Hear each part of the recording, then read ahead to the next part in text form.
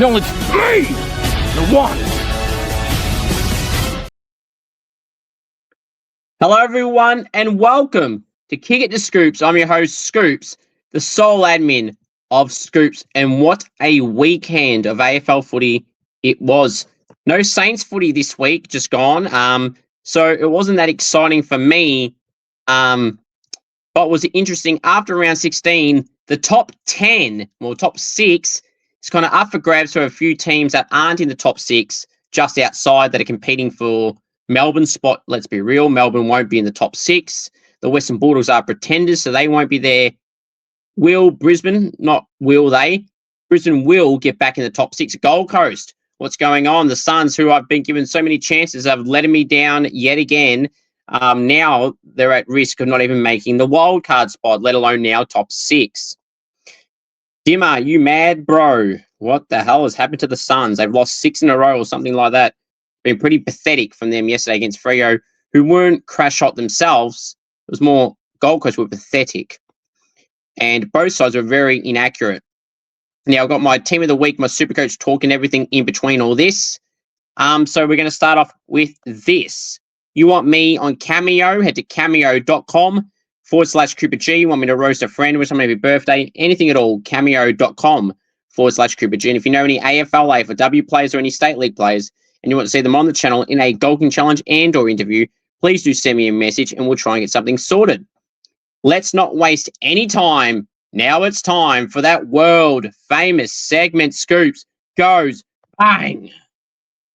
Well, I'm telling you right now, everyone, if there were so many topics that I would talk about on Scoops Goes Bang and you don't believe me and agree with me, or agree with me, you're going to agree with me here.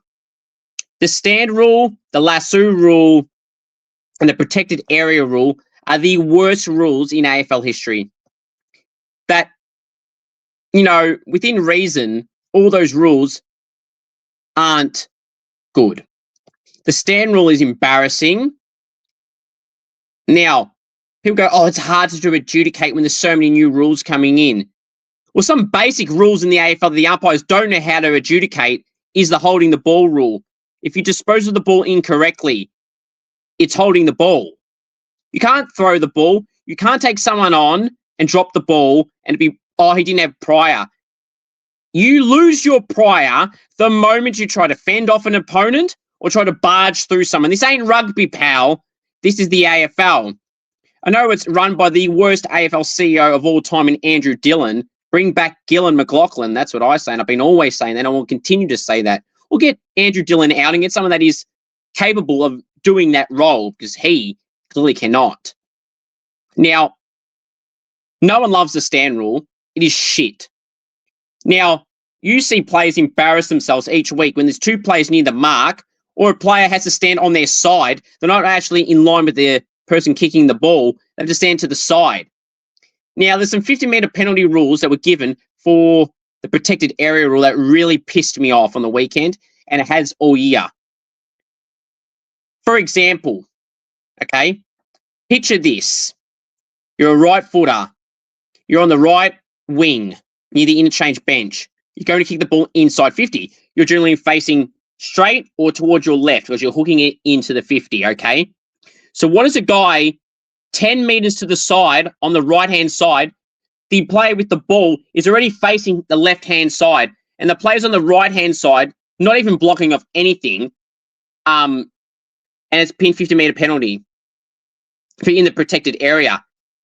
Think logically, everyone. If the player that is supposedly in the protected area has no impact and no bearing on the kicker's kick, then why is that 50 metres? Like, there's so many dumb decisions given forever, but this year, it's getting worse. Remember, Andrew Dillon says the best it's ever been. Bullshit. It's been the worst it's ever been. Now, that rule is just downright horrible, and it needs to be sorted. Better yet, get rid of it. It is shit.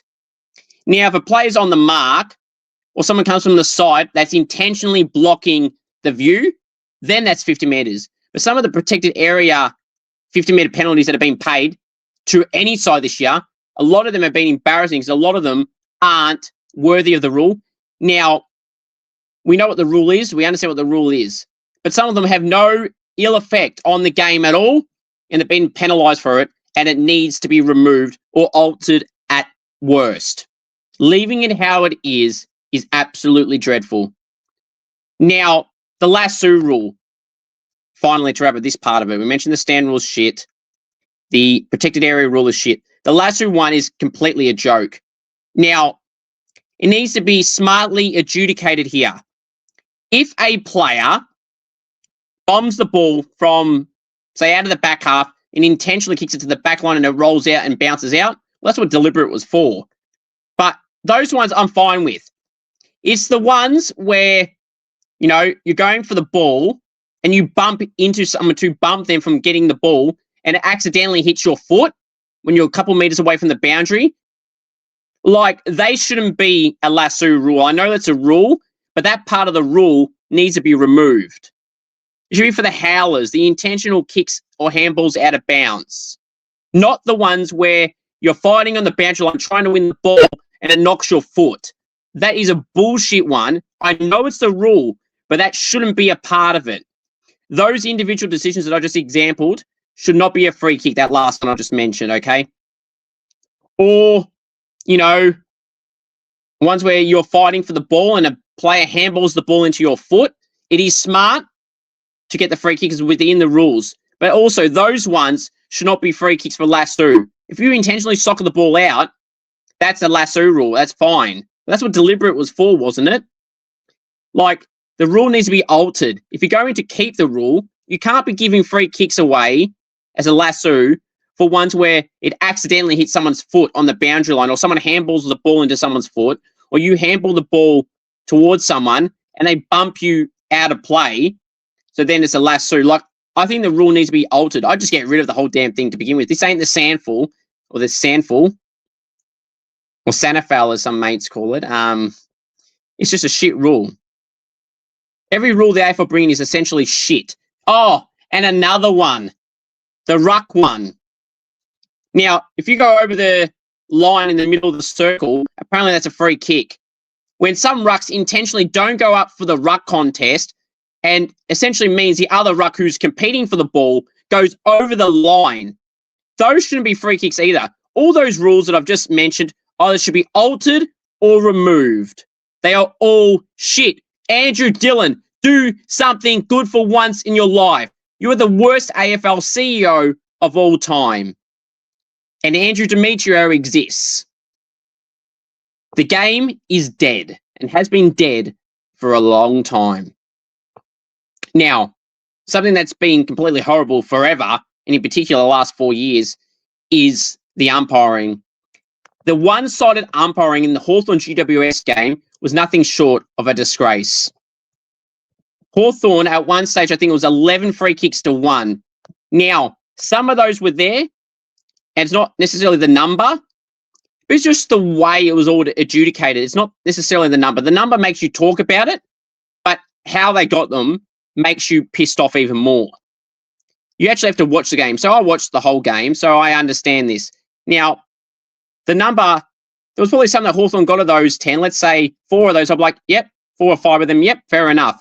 But there was so many individual calls, not by number, but just in general, in individual instances, that the Giants got screwed over from the umpiring. Now, GWS weren't that great. They always fought until the end. They had a little comeback, and then, you know, they were doing okay. They always stayed around the mark. They probably were never winning, but they gave themselves a shot late, and they lost Brent Daniels to a horrific injury, to a calf injury, sorry. Max Krzyzewski, was the one they lost to a horrific injury, and hopefully he's all good. They already lost Jake Riccardi, Jesse Hogan with a broken finger. A lot of their tall forwards are out.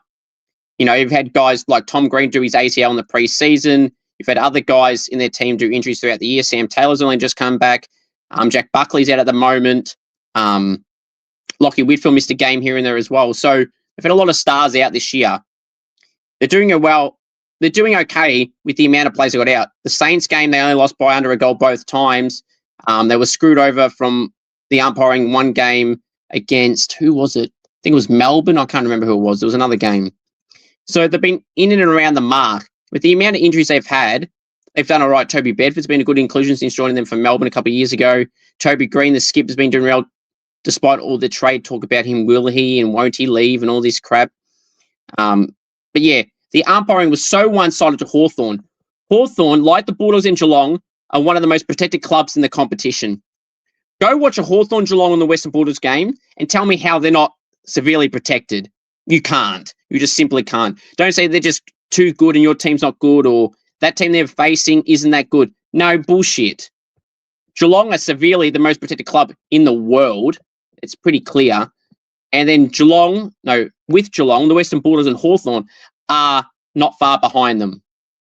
Geelong are a distant first, then the other two are below them with a big gap between those two. But Hawthorn and Bulldogs are level, equal second, essentially. So the umpiring's a joke, and it needs to be fixed. Get rid of Andrew Dillon. Get rid of Michael Christian, who is the worst MRO of all time as well. Particular players get suspended, and other players do not. If you're one of the AFL's favourite players, you get looked after. If they don't give a shit about you, or you play for a team they don't give a shit about, you don't get adjudicated correctly. There's one set of rules for one and different for the other, aka Geelong are severely protected, the Western Bulldogs and Hawthorn are also severely protected, as are Carlton lately, with one of the easiest fixtures all season, along with North Melbourne and Melbourne. It's ridiculous. North Melbourne, I get they were bottom four last year, so kind of makes sense, I guess. But Melbourne were not bottom four last year, and neither were Carlton. And they got severely protected in the fixture this year. Colour me shocked. Not. Lift your game to the AFL. It's pathetic. Hope you all enjoyed that edition of the world-famous segment, Scoops Goes Bang. All right, now it's time to go through my Scoops Round 16 AFL Team of the Week. From the back line, the pockets, Caleb Daniel and Dan Houston. Fullback, Joe Fonte. Half-back line, the flankers, Lockie Whitfield and Josh Dacos. Centre half-back, Josh Worrell. Wingers, Finn Callahan and Zach Butters. Centreman and Dacos. Half-forward line, the flankers, Chad Warner and Jordan DeGoey. Centre half-forward, Darcy from the Crows. Forward pockets, Lockie Schultz and Ben Ainsworth. Full forward, Harry Mackay. Ruck, Lloyd Meek. Rovers, Harry Sheasel and Tim Taranto. Interchange, Toby Green, Mitch Georgiades, Jai Newcomb, Angus Sheldrick and Harley Reid. The long list of emergencies, Sam Taylor, Will Ashcroft, Luke Davies-Uniacke, Corey Durden, Luke Parker, George Hewitt, Connor McKenna, Taylor Byrne, and Ann Vlosten. Right, let's get the team of the week on the screen for you all to see. So here it is. There's a lot of good midfielders this week, like Chad Warner and Tim Taranto both kicked 4 goals and had just under 30 disposals each and a lot of impact in both teams' games. Caleb Daniel had 40 disposals and had a lot of high efficiency and metres gained. Joe Fonte was really good for the Giants, along with Whitfield. I was really close to putting Lockie Ash in this team as well, but didn't. He started the game like a house on fire. Kind of dropped a little bit. Lockie Whitfield was the consistent one of the two, and he got the spot over Lockie Ash. Josh Worrell was really good. He had about 22 disposals, about 8 intercepts possessions. So he did really well. So it's great to see Joshy Worrell doing well this year. A bit of a smoky for the All-Australian, I reckon, to be honest, this year. Josh Dacos had 10 score involvements for his 30 disposals and a good impact off halfback and pushing up the ground. Finn Callahan was a goal on 34, was really good for the Giants. Zach Butters at 37 disposals and about 12 clearances, I think it was. He was great. And Dacos kicked 3 goals and 37 disposals, a lot of clearances and score involvements. I think it was 13 score involvements off the top of my head. So Mr. Dacos was great.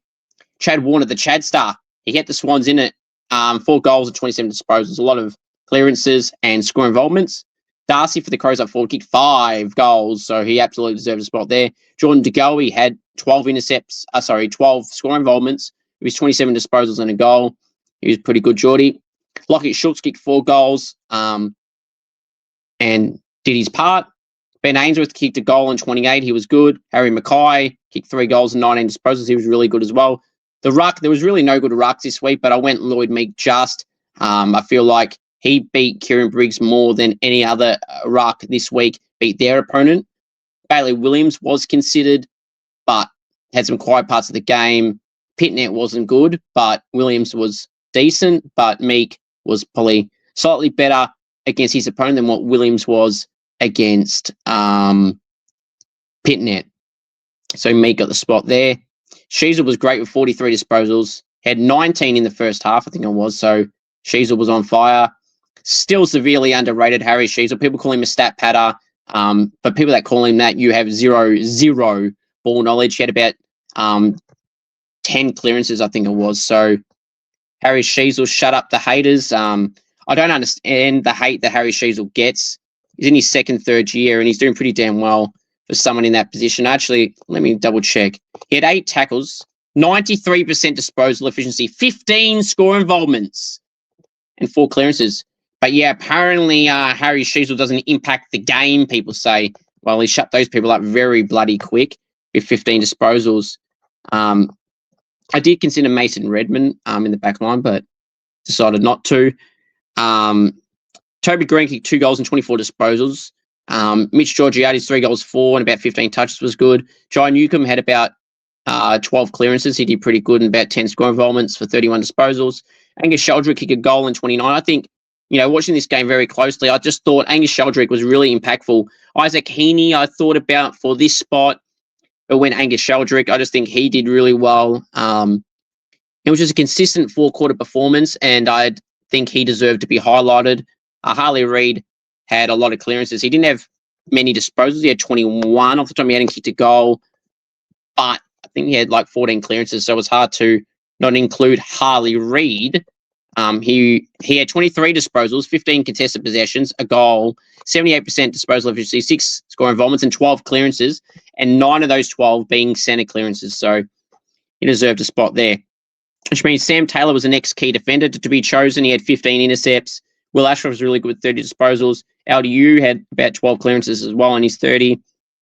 Corey Durden kicked 3 goals and had like 8 disposals, but I thought he just popped up at the right time and stopped the Crows from getting any momentum. Luke Parker was pretty consistent at half back. George Hilbert kicked 2 and 26. Connor McKenna, he had 2 goals and 15 touches, but he had like 8 scoring involvements, and I thought he was really good. He was in the coaches' votes. Not that I like coaches' votes. Was most of the coaches' votes are shit, but it's good to see that they actually got a good call for once. He did deserve a spot in the team, but he just missed out because of the whole forward line, and Green and Georgiades were just ahead of him. So yeah, that's why. And Corey Durden was close with Corey Durden and Connor McKenna. They were the next 2 small forwards to be chosen. Floston was really good in the back line, had like 12 intercepts, and Taylor Bernke 3 goals. But Durden and McKenna were ahead of him. It was probably going to be McKenna, then Durden. It would have been for Lockie Schultz, or Ben Ainsworth, but I had them 2 slightly ahead of Durden and McKenna. McKenna being the next one, then Durden after that. But it is what it is. Comment down below your thoughts on my team of the week. A pretty good team of the week, as it is each and every week. As I always say, it is not how your team goes. It's the best individuals on the ground. Now, one thing I will say is, if you want to critique these teams, one thing I will say is, for example, you will look at the bench, you'll go, okay, well, actually not really this week, but sometimes there might be a bench player that I have for 22 disposals, like Toby Green kicked 2 goals and 24 touches, and you'd be like, oh, but Will Ashcroft had 30 disposals and 8 clearances and that, and he was very good. But you got to keep in mind that Toby Green isn't necessarily ahead of Will Ashcroft, and I'm not saying Will Ashcroft, for example, wasn't better than Toby Green. He may have been, but they play in different roles. So I've tried to include someone that had decent numbers playing purely as a forward, mainly for numbers for a forward that's hard to leave out, whereas the midfielders, it was Newcomb really that Ashcroft was competing with, and Sheldrick and Reid. So Toby and Georgiades, albeit on the bench, weren't competing with Lasso, for example. And that's the case for a lot of other weeks that people need an education lesson on that. But I am not surprised with people these days. They have zero ball knowledge. So that doesn't shock me whatsoever. Anyway, so that's my team of the week this week. Comment down below what your thoughts are on that. Now, it's time to go through my super coach talk. And, well, this week was very interesting to say the least. I was really, really happy. A lot of individual players that scored so well.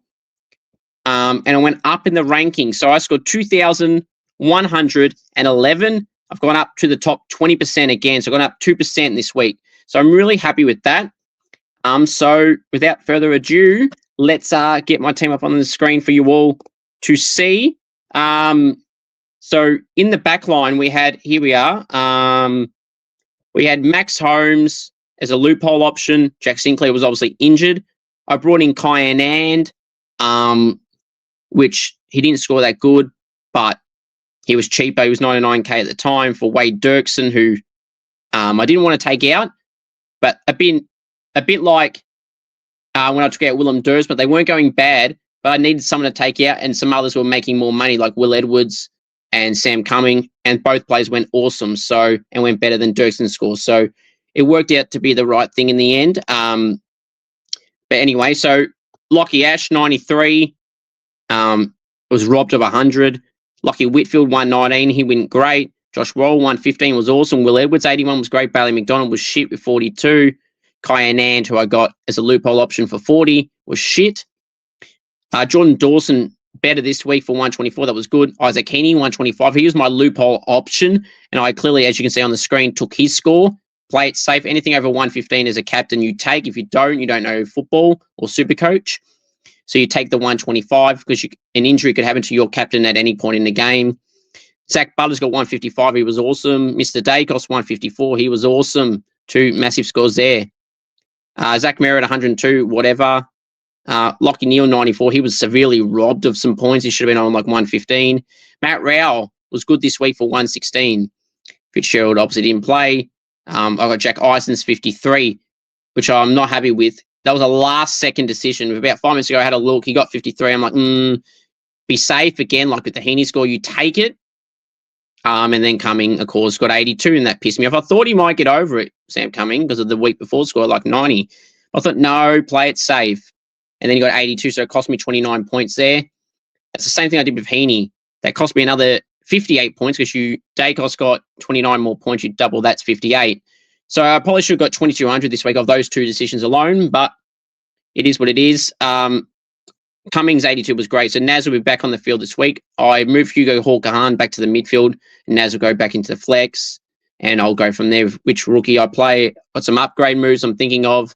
But anyway, Luke Jackson, 119. He was great. Brody Grundy, 90. That was not good, but he did share the ruck with Peter Laddams. And Kalani White I brought in for Lockie McAndrew to bank on that money. Now, Harry Sheasel, 175. Fantastic from Harry. Great job. Zach Bailey, 115. That was awesome. Now, Leo Lombard got 66. That was whatever. He may be out finally this year after all this. Great work he's done for me. And been a consistent performer through the buy rounds with an early buy, meaning I was able to keep him the whole way through. Now, the next 3 players, and Hugo Hawker-Hahn got 61 in the flex. He did well for 20 disposals. But the next 3, I'm getting really pissed off with. Christian Petrarca, 59, absolutely pathetic. Absolutely shit. How Gold Coast are going so bad with a star-studded midfielder, Petrarca, Miller, Anderson, and Rao, and Holman even played on the weekend and played on Sarong, who did a solid job, I might add. But Petrarca, 59, absolutely pathetic. I know he played a bit of forward, and he got probably 20-odd points in the last quarter, like 24 points. So it's on like 35 or three-quarter time or thereabouts. So pretty shit from Petrarca. I guess playing forward didn't help his score, but 59 is still pathetic, even playing forward for a guy of his caliber and the way he started the season. Playing also some forward where he kicked some goals. Tuke Miller got 76. I blame Damien Hardwick for his lowest scores. because he's playing a lot of half-forward wing type of roles. He's in the midfield a bit, but he's kind of on the outside. And when he's in the contested side of things, they're not giving him the ball. So I blame Damien Hardwick and the teammates for that. Bailey Williams got 67. He was severely robbed, but that is a shit score. I'm not happy with that. But a lot of the forward line options are shit anyway. So I'm not going to reveal how many trades I got left, but the upgrade options I'm looking at are Lombard, Sam Cumming, and Will Edwards. But Lombard's got the higher break even, so I'm looking at potentially getting rid of Lombard this week, although I would prefer a premium midfielder. But Sam Cummings got a break even of 20 odds, so he's still going to go up. Lombard is around 70, and Will Edwards is around 30. So it's probably going to be Lombard, the one that goes this week. I got the money in the bank to just straight swap one of these rookies to a premium and then have some money left over, depending on who I get. I might have 200,000 left over or 100,000 odd left over, depends on who I get, I guess. So that'll help me factor in my next upgrade. So I want to take this easily because I'm not exactly got a bunch of trades left and we've still got about 7 rounds to go. So I've got to be mindful of where I do it, with players getting managed at the end of the year, like Grundy sharing the ruck with Laddams or not playing entirely potentially at the end of the year, depending on their ladder position. That's why I hope Sydney aren't far ahead of the next players on the ladder, so they have to play these players and not manage them. It would have been nice to see Charlie Banfield get a game for the Saints, but he's probably not getting back in at all this season, just from a form-related thing, and his VFL numbers aren't exactly massive, but he's not exactly playing midfield in the VFL either. So that half-forward wing role for Charlie. So, we wait for the injury reports to see how long Jack Sinclair's going to miss. That'll impact my trade decisions as well. Bloody sidewaying premium players is pissing me off. So many injuries I've copped this year. People are complaining about how many injuries they've copped. Well, I've copped so many. My rucks, thankfully, have stayed the same, the on-field rucks all year, and McAndrew until the weekend just gone. I just moved for cash. So he done his purpose, locking McAndrew. He got 100 on the weekend, but he still dropped by 8K. So, it is what it is. He got 104, so he did pretty good against Jordan Sweet, who is a SANFL hack. But there we have it. So comment down below your thoughts on your super coach. I think I did really well. I was really happy with how I went. It's just I keep lingering around that top 20%, which is pissing me off. But overall, though, I think I'm doing pretty good. It's just the scoring system is severely rigged with some players. You have to have particular players to get severely protected. So here it is. Right, let's review the round 16 game, shall we? We had 4 teams at the week off: St Kilda, Melbourne, Geelong, and the Bulldogs. Right. Brisbane 126 to Sydney 83. Brisbane by 43 points. I've been saying this so long, never write off the Brisbane Lions. David King, Kane Corns, and all these other embarrassing people wrote off the Brisbane Lions. I said, nope. People said the premiership drought's over. I mean, not the drought. The premiership defense is over. They're not going to do it. They're not even going to make the top 6. They might not even make the wild card. Those people look like absolute morons, and they are morons for saying that. Never write off the Brisbane Lions, never write off the Swans, and never write off the Giants. That's what I keep saying. Sydney, it's a one-off. Joel Amati, who had a pathetic game, he's going to be out for 10 weeks with an Achilles injury that he suffered in the last quarter. So it doesn't excuse his shit game because it happened when the game was over. And he had 1 touch in the first 3 quarters before the injury. So it's a bad blow for them, especially for clubs chasing him from a financial point of view for next year. Will he stay? If I'm Sydney, I'm happy to let him go, to be honest. He's so inconsistent. His good footy is good, but he's not worth $1 million. Not even close. So Hayden McLean's a better option to have and a much cheaper value who can put equal performances to what Amati does. Let's be real. I'd rather have Hayden McLean on $450,000 doing what he does than having Amati on $1.1 million doing similar level to McLean and having a rare high-scoring game like 4, 5, 6 goals when McLean can kick 3 or 4 himself. So you got to value that in. You already got Charlie Curnow and Logan McDonald as well. So, yeah, I don't see why they need to keep him. They would love to keep him, sure. But then that would mean Hayden McLean may go and you're paying a lot of money to keep Amati there, who is so inconsistent. But, Heaney, Angus Sheldrick, Gordon was good as well before he was ruled out late in the game. I don't know what the hell happened there. Maybe he just got a knock and I didn't realise it. But, yeah, Will Ashcroft was great. Levi Ashcroft was great. Lockie Neal was great. Harris Andrews done his part as well. Connor McKenna was good. Charlie Cameron kicked a couple of goals because we hear that song all the time and the crowd singing all the time. I think that's pretty cool. What do you think of that? Do you think it's cringe? I actually don't mind that. They sing it after the ball's balled up after the goal. But people don't understand that it's to match and sync with the song. So I think that's pretty cool, to be honest. It's not bragging and flexing. It's just, that's the song, right? So it is what it is. Hawthorn 96, GWS 82, Hawthorn by 14 points. Hawthorn were probably the better side, but the umpiring, as I mentioned before, was severely favouring them, as it always does. John Newcomb was really good. For the Giants, Ash, Whitfield, Fonte, Callahan, Callum Brown kicked 3 goals late in the second half and had a good quarter or two. But, yeah, they fought to the end. They never give up. They fight until the end. But this year, they're not so greater than the rest. But the greater Western Sydney Giants, don't write them off. They make the top 10. Watch out, the Orange Tsunami. Carlton 117, West Coast 64. Carlton by 53 points. Disappointing if you're an Eagles fan. You go into this game thinking, Carlton got all this momentum and they're carrying on and bragging like their fan base are the worst of the worst with Geelong. They think they're in pole position to play finals. I mean, newsflash, Carlton fans, you've basically rarely been anyone of relevance. Sure, you beat Geelong, but Geelong apparently is your bogey side, so does that really count? The Western Bulldogs are severely overrated. Geelong, when the going gets tough, they won't win the grand final anyway, so they're a non-factor. Sure, they're solid wins, but they're not, oh my God, we're back type of wins. Beat Sydney in Brisbane. Like we were robbed against Sydney due to the match fixing, and the Brisbane game we were severely robbed from the umpiring as well in the last 10 minutes of the game. So, compete against those sides and then come back and talk to me. West Coast, Harley Reid was really good. Jack Graham came back from his injury and done all right. But West Coast, I'd be really disappointed. They should have been a chance for this, and they were nowhere near this. And credit to Carlton with Hewitt and Cripps and Mackay and Ben Ainsworth and co, who did pretty well. Collingwood 106, Richmond 72, Collingwood by 34 points. A solid win for the Pies. Jordan De Goey, Mr. Dacos, and his brother Josh were really good, and they just played their part. Lockie Schultz kicked 4 goals, 3 in the last quarter.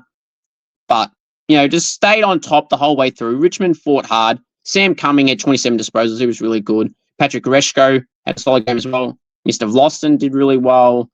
But, the Pies got it done, and that's what matters at the end of the day. They're in an important part of the ladder in the top 10 at the moment. They want to secure a wild card or 6th place finish because Melbourne aren't going to be top 6 because they're severely overrated. Port Adelaide 97, the Crows 71, Port Adelaide by 26. The showdown, no matter the ladder positions, is always very close. And unfortunately for the Crows, Braden Cook couldn't help them this time.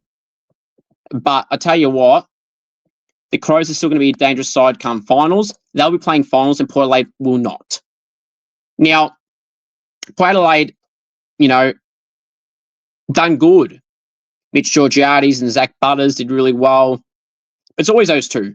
If they don't have Butters, which they won't in 8 weeks' time, they won't have him. But the fact of the matter is, they're no good without those guys. They will be pathetic without those guys. So we'll see what happens come the end of the season, the trade period for them. But I thought, Corey Durden played his part, and he's been a key asset for Port Adelaide this year. Josh Lai, I thought he was pretty good as well. I was considering putting him in the emergency list for the team of the week. They just played their role. I thought Lockie McAndrew was one of Adelaide's better players in the ruck contest. Jordan Sweet, people were talking up his game like he'd done something severely good. Lockie McAndrew done all right. So I don't see how Jordan Sweet was so good. I'm not saying he was shit, but Lockie McAndrew was fine. His Supercoach score would reflect that. So it is what it is there. Josh Worrell, Jordan Dawson, Darcy in the forward line was really good. Tex had his moments, just didn't kick accurately and whatnot. I must say, the fan for Port Adelaide who gave it to Josh Rochelle. This is why fans don't get some things, because there's idiots like that have to overstep the mark. Just sit down on your seat, pal. Although in saying that, I don't like when players have a go at fans for no reason as well. But in this case, the Port Adelaide fan should have shut his mouth, where Rochelle will be playing finals and Port Adelaide will be in Bali when the finals is on. Or if you're Melbourne, they'll be at Mount Buller when the finals is on.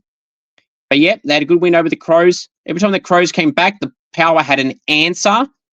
But the showdowns are always close. So it is what it is. But apparently, Port Adelaide people say I don't give them credit. I'm giving you credit there for a great win against a good side. North Melbourne 79, Essendon 65. North Melbourne by 14 points. North Melbourne at halftime, they were pretty much level with Essendon. The third quarter is what got it done. Essendon fought back late, but the damage was done in the third quarter and started the last for North Melbourne. LDU, Sheasel, really good. Larky kicked 1 goal, 5. Caleb Daniel had 40 disposals. He was really good. Luke Parker had 31. He did well. Durham kicked 2 and 26 for Essendon. Ben Mackay kicked a goal against his old mob. But yeah, they got the Saints to beat Essendon, so I'm not saying anything. Fremantle 80, Gold Coast 29. 3-11-29. Pathetic. Fremantle won by 51 points. That's just shit from the Suns.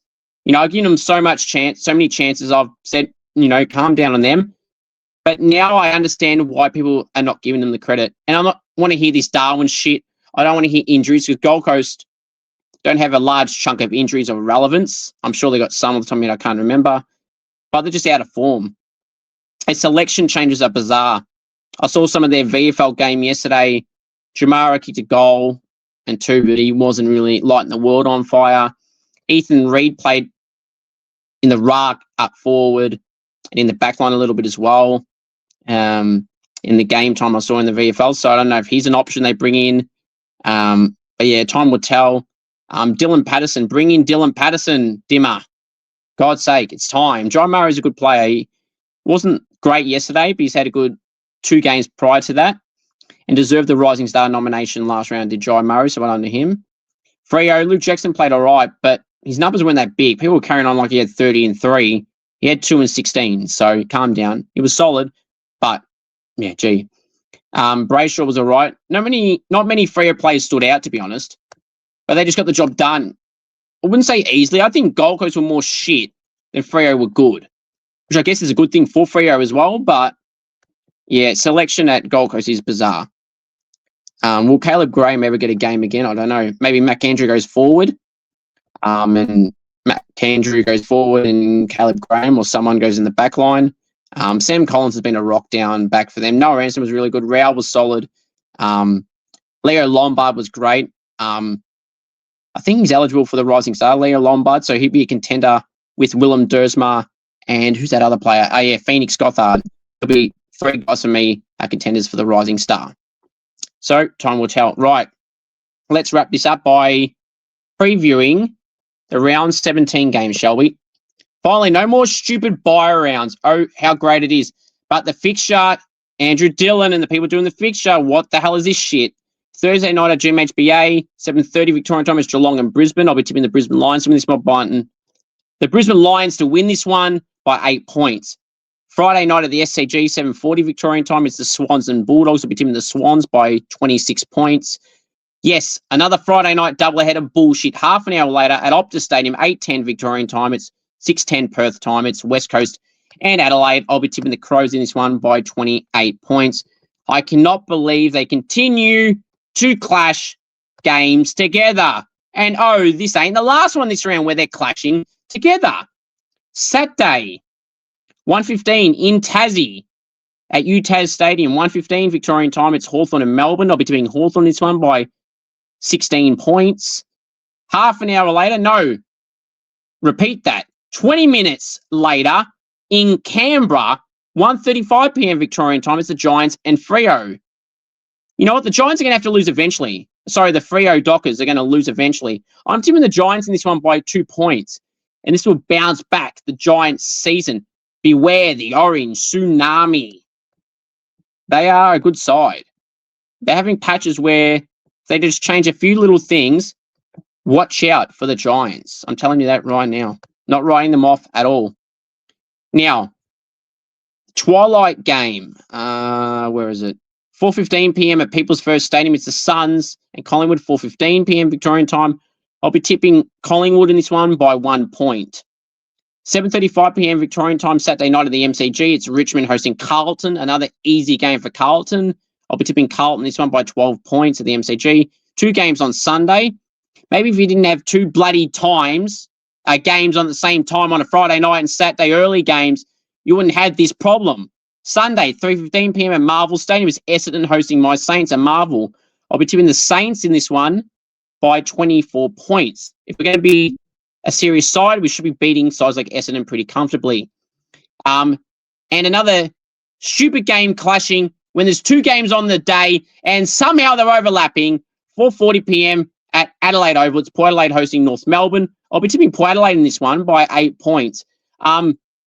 Yeah, so you got 2 games on the Sunday, 3:15 and 4:40. Andrew Dillon, get out of the AFL. You're an embarrassment to this competition. This sport, the AFL, is dead because of people like you in charge who don't know what they're doing. And no, we don't need to play games in other countries, Andrew. Worry about fixing what you've destroyed. You've destroyed the game. Either get out of the job or fix the mess you put everyone in. The umpiring is shit. The ruling is it. The fixturing is shit. Everything that you've done, 99% of it is shit and you need to go. It's pretty simple. Now, I'll wrap up this show with this. If you want me on Cameo, head to cameo.com/Cooper G. Want me to roast a friend, wish somebody a birthday, anything at all, cameo.com/Cooper G. And if you know any AFL, AFLW players or any State League players and you want to see them on this channel in a Golden Challenge and or interview, please do send me a message and we'll try and get something sorted. Thank you. And come on, Saints. Big week this week. Just get it done and let's get the W, the victory. Yeet. Go Saints and acknowledge your Tribal Chief, Roman Reigns. And well done, Sami Zayn.